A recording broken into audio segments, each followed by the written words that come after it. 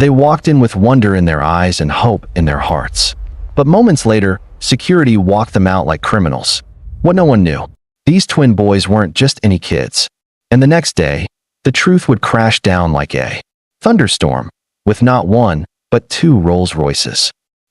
Ethan and Evan were 17-year-old twins with big dreams. They loved cars. No, they breathed them. From a young age, they'd spend hours sketching exotic models, naming engine specs like poetry, and dreaming of the day they could own one. They weren't dressed fancy, just jeans, hoodies, and sneakers. But their eyes sparkled with knowledge and passion far beyond their years. One afternoon, they found themselves standing in front of Prestige Auto Gallery, the most elite car dealership in the city. Inside were Lamborghinis, Ferraris, Bugattis, and the crown jewel, a custom black Rolls-Royce Phantom with gold accents. Evan whispered, "Let's just look. We don't have to touch anything."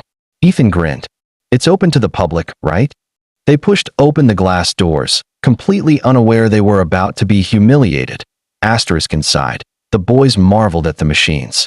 They discussed carbon fiber body kits, V12 engines, and ceramic brakes with such fluency that a customer nearby paused to listen. But then, a salesman in a sharp gray suit approached. Smirking, "Salesman, condescendingly lost your way, boys? This isn't a museum." Ethan politely replied, "We were just admiring. We love cars. Especially the new Rolls-Royce. It's got a 6.75-liter twin-turbo V12, right?" The salesman's smirk widened. "Oh, impressive. Maybe go admire it on YouTube." Evan looked embarrassed. "We weren't going to touch anything." Salesman, louder: "Security. Escort these kids out. They're loitering." A hush fell. The security guard walked over, almost apologetically, but still followed orders. Outside, Ethan's face flushed red. Evan clenched his fists. They didn't fight back. They didn't beg. They just walked away. Silently. Back home.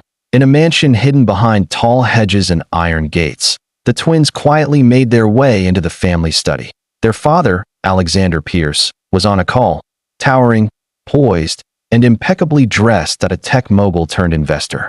Alexander was worth over $3 billion. Known for his privacy and discipline, he raised his boys to earn respect, not flaunt privilege. He looked up. "Boys, how was the city?" Ethan hesitated, but Evan said, "We went to Prestige Auto Gallery. They kicked us out." Alexander's jaw tensed. "Why?" "They thought we didn't belong," Ethan said quietly. "Didn't ask our names. Just judged." Alexander said nothing for a moment. Then, with a chilling calmness, he nodded. "I see." He picked up his phone. The next morning, the dealerships. Glass doors opened to the sound of roaring engines. A Rolls-Royce Phantom and a Rolls-Royce Cullinan, both customized to perfection, glided to a stop. The staff froze. Out stepped two professional chauffeurs. Then came a black Maybach behind them. A third man stepped out. Alexander Pierce himself. With him, Ethan and Evan, dressed in custom suits. The salesman from the day before paled. He recognized the boys, and now their last names made sense.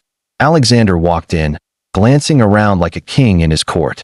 He didn't raise his voice. "Alexander, I believe my sons were here yesterday. I'm told they were treated poorly."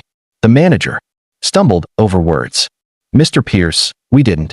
Alexander lifted a hand. "No need. Today, they'll be buying cars. With their money." Ethan and Evan looked stunned. Their father turned to them. "Use your trust accounts. This is your first real-world purchase." The staff scrambled. Red carpets rolled out. The twins ordered a Phantom and a Cullinan.